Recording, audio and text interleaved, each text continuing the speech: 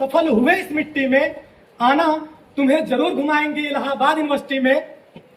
और मैंने आगे लिखा कि प्रतीक सर की इकोलॉजी सुकूने शाम देती है, मनोज सर की प्लांट फिजियोलॉजी चेहरे पर मुस्कान देती है। और जिस यूनिवर्सिटी में अंतरा मैम जैसा स्वभाव हो, प्रियंका मैम जैसी पंचुअलिटी और शिवम मैम जैसा डिसिप्लिन हो, और हरमनजीत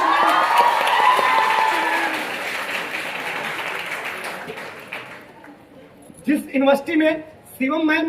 यूनिवर्सिटी में अंतरा मैम जैसा स्वभाव हो, प्रियंका मैम जैसी पंचुअलिटी और शिवम मैम जैसा डिसिप्लिन हो, और हरमनजीत मैम जैसी क्वालिटी, न जाने कितने लोग सफल हुए हैं संजय सर की दृष्टि में। आना तुम्हें जरूर घुमाएंगे इलाहाबाद यूनिवर्सिटी में।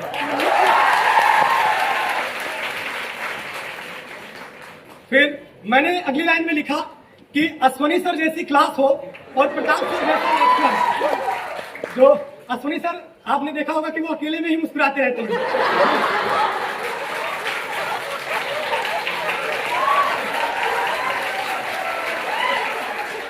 और सर बहुत ज्यादा स्पीड से चलते हैं। एक बार मैंने सर से पूछा कि सर आप इतना तेज क्यों चलते हैं? सर ने कहा कि तुमको पता है मेरे पापा जो थे वो मुझसे भी ज्यादा तेज चलते थे। तो मैं जब उनके साथ वॉकिंग करने जाता था ना, तो मैंने भी सीख लिया उनसे। और प्रताप सर अपने लेक्चर में हमेशा कहते थे कि हिंदुस्तान के हर व्यक्ति के अंदर हनुमान जी जैसी ताकत है, बस उसे याद दिलाने वाले किसी जामवंत की जरूरत है। तो मैंने लिखा कि अश्वनी सर जैसी क्लास हो, प्रताप सर जैसा लेक्चर, और रितु मैम जैसी माइक्रोबायोलॉजी, और सुमंजना मैम जैसा मशरूम कल्चर। और जो हमारे एग्रीकल्चर वाले सर हैं उनकी मुस्कान बहुत अच्छी है। तो मैंने लिखा कि सुनील सर की मुस्कान हमें सुबह शाम देती है, और राजीव सर की बायोटेक्नोलॉजी सबको जीवन दान देती है। अगर सफलता है पाना तो संघर्ष करो इस मिट्टी में, आना तुम्हें जरूर घुमाएंगे इलाहाबाद यूनिवर्सिटी में। और फिर मैंने आगे लिखा कि संगम से हवाओं की ठंडी फिजाएं आती हैं, और बनी रहे हाइड्रोजन बॉन्डिंग सबसे दिनेश सर की बायोकेमिस्ट्री सिखाती है। और वैभव सर की जेनेटिक्स हमें नया उन्मान देती है। प्रदीप सर का मोटिवेशन हमें जुनून में जान देती है।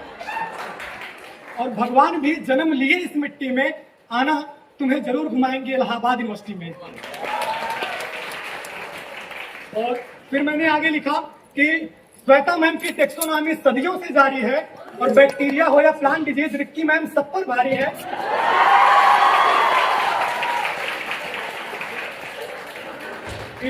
श्वेता मैम की टेक्सोनॉमी सदियों से जारी है, और बैक्टीरिया हो या प्लांट डिजीज रिक्की मैम सब पर भारी है। सत्यनारायण सर का व्यक्तित्व सभी के दिल में बसता है, और हमेशा मुस्कुराते रहिए यही आशीष कहता है। न जाने कितने दिलों का संगम बना इस मिट्टी में, आना तुम्हें जरूर घुमाएंगे इलाहाबाद यूनिवर्सिटी में।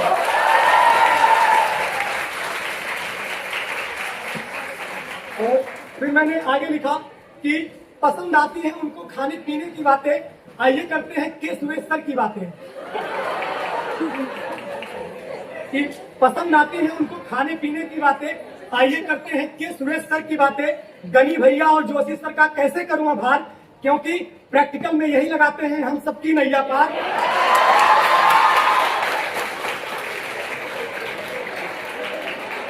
क्योंकि जब गनी भैया से कोई पूछता है ना कि प्रैक्टिकल में हमारे क्या आएगा, तो वो 3 चीजें बताते हैं कि प्लेगियो कैसे पढ़ लेना, मार्केंसियो और जो है डिमोर्सिया पढ़ लेना। और जोशी सर क्या बताते हैं कि देखो बेटा, प्रैक्टिकल तो हर कोई लिख लेता है, लेकिन प्रैक्टिकल में आप वाइवा अच्छे से दे पाओ, ये चीज जरूरी होता है, क्योंकि सर आपके वाइवा पे ही आपकी मार्किंग कर देते हैं। तो इसलिए प्रैक्टिकल पर ध्यान दीजिए, लिखने पर नहीं। तो कि पसंद आती है उनको खाने पीने की बातें, आइए करते हैं के सुरेश सर की बातें। गनी भैया और जोशी सर का कैसे करूं आभार, क्योंकि प्रैक्टिकल में यही लगाते हैं हम सबकी नैया पार। आओ सब मिलकर नमन करें इस मिट्टी में, आना तुम्हें जरूर घुमाएंगे इलाहाबाद यूनिवर्सिटी में।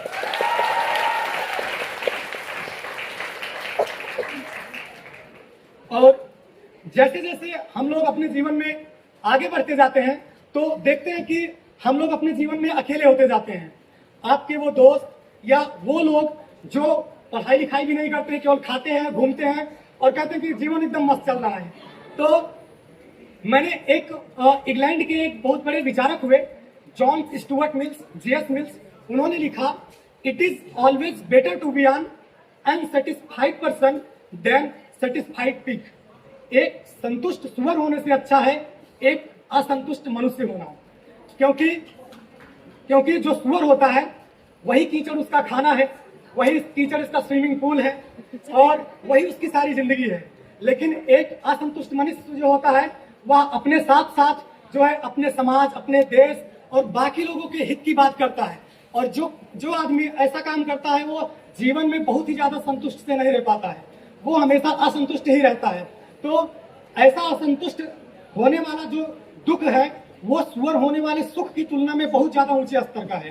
तो कबीरदास जी, मैं उनका बहुत बड़ा फैन हूं, उन्होंने लिखा कि सुखिया सब संसार है, खावे और सोवे, और दुखिया दास कबीर है, जागे और रोवे। तो उन्होंने लिखा कि जो संसार के लोग हैं वो खाते हैं और सोते हैं, लेकिन मैं इनको अच्छी अच्छी बातें बताता हूं कि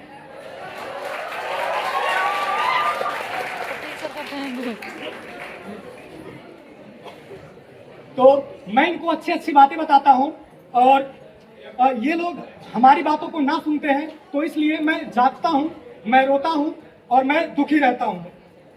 और एमएससी की जो जर्नी है मेरी, इसे शानदार बनाने में बहुत सारे हमारे दोस्तों का योगदान रहा है, जिसमें से हमारे अंश भाई, पिकुन और दीपक, अखिलेश, अमित और उसके बाद शिवांश।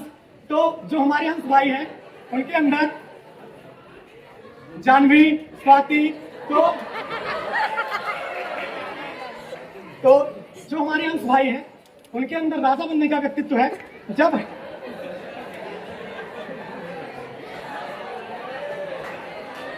क्योंकि जब भी उनके पास फोन करो, सुबह से 10 बजे तक कोई भी फोन करता है तो वो क्या कहते हैं कि अभी सो रहा हूं। तो वो कहते हैं कि हम प्रकृति के एम्प्लॉय बनेंगे। तो उसके बाद आगे है हमारे जो है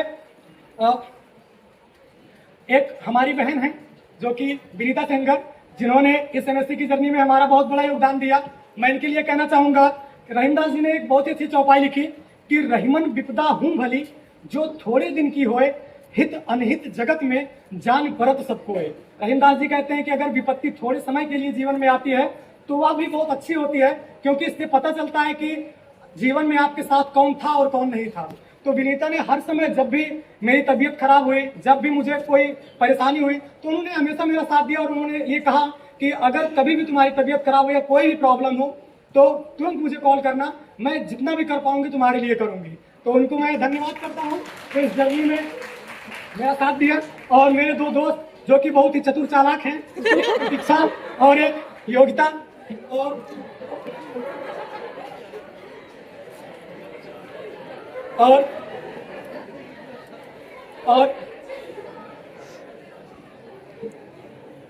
और हमारे एमएससी की क्लास में सबसे ज्यादा बोलने वाला ग्रुप था अर्पिता, ज्योति और नेहा का। तो जब क्लास चलती थी तो सर बोर्ड में देखते थे ना कि पीछे जो बच्चा बैठा होता है वो सबसे ज्यादा ब्रिलियंट होता है। तो जब ये लोग पीछे आके बैठ जाते थे हम लोगों के, तो हम लोग घबरा जाते थे कि आज तक उठाएंगे पक्का, क्योंकि सर वहीं से उठाते थे जहां पर देखते थे जहां पर लोग सबसे ज्यादा बातें कर रहे हैं, और हम लोग भी पीछे से बैठते थे संजोग से। तो जब ये लोग आते थे तो हम लोग घबरा जाते थे। और क्लास में सबसे ज्यादा कम बोलने वाला ग्रुप था, जिसमें आदिका किसरवानी, आकांक्षा सिंह और ज्योति विश्वकर्मा थी। तो इनके ग्रुप ने जो क्लास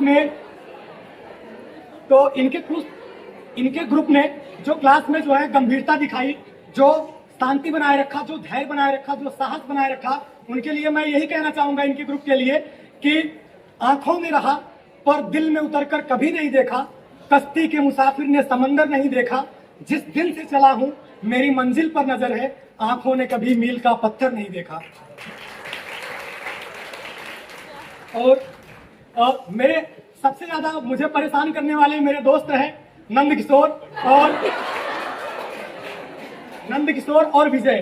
तो कभी कभी ऐसा आता था ना कि मैंने इनकी बातों का प्रत्युत्तर क्यों नहीं दिया। ऐसा इसलिए मैंने उनकी बातों का प्रत्युत्तर इसलिए नहीं दिया क्योंकि दुनिया को कंट्रोल करने से पहले खुद पर कंट्रोल करना सीखना पड़ता है। यदि किसी की 4 बातों से मैं उसके जैसा हो गया तो मेरा मुझ पर कंट्रोल ही कहाँ रहा।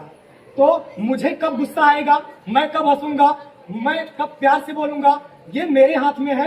ये किसी दूसरे के हाथ में नहीं है कि वो मुझे 4 बात बोल दे और मैं उसके जैसा बन जाऊं।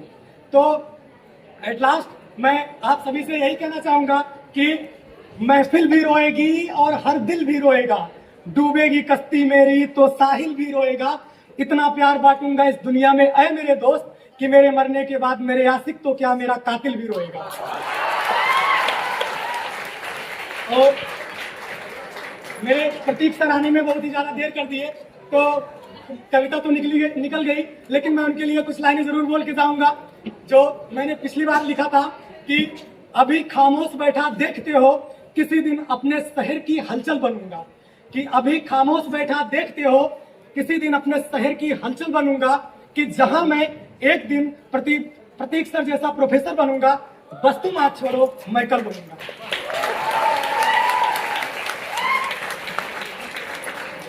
धन्यवाद।